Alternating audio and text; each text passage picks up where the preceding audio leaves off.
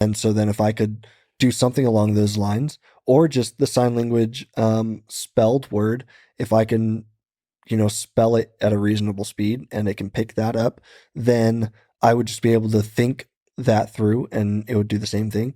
I don't see why not. After what I saw um with the cursor control, I don't see why it wouldn't work, but we'd have to play around with it more.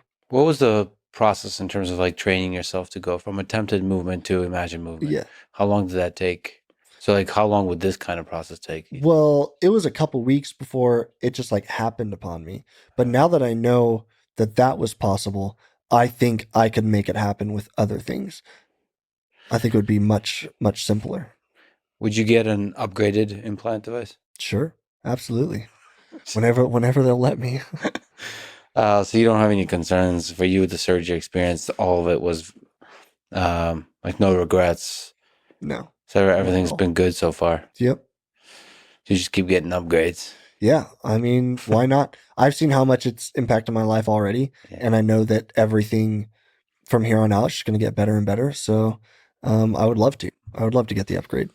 What future capabilities are you excited about? Sort of beyond this kind of telepathy, uh, is vision interesting? So for folks who, for example, who are blind, so Neuralink Mhm. enabling people to see, or for speech.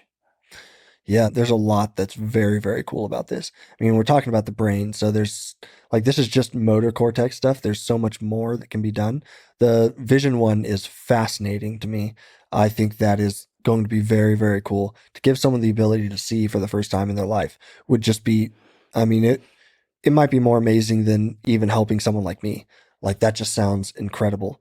The speech thing is really interesting. Being able to have some sort of like real time translation and um, cut away that language barrier would be really cool. Any sort of like actual impairments that it could solve, like with speech, would be very, very cool. And then also, there are a lot of different disabilities that all originate in the brain, and you would be able to hopefully be able to solve a lot of those. I know there's already stuff to help people with seizures that can be implanted in the brain. This would do, I imagine, the same thing.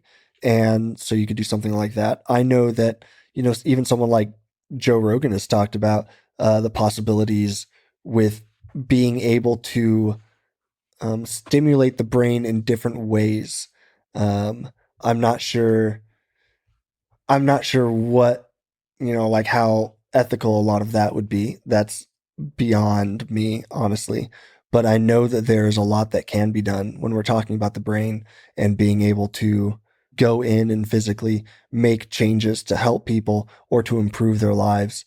So I'm really looking forward to everything that comes from this. And I don't think it's all that far off.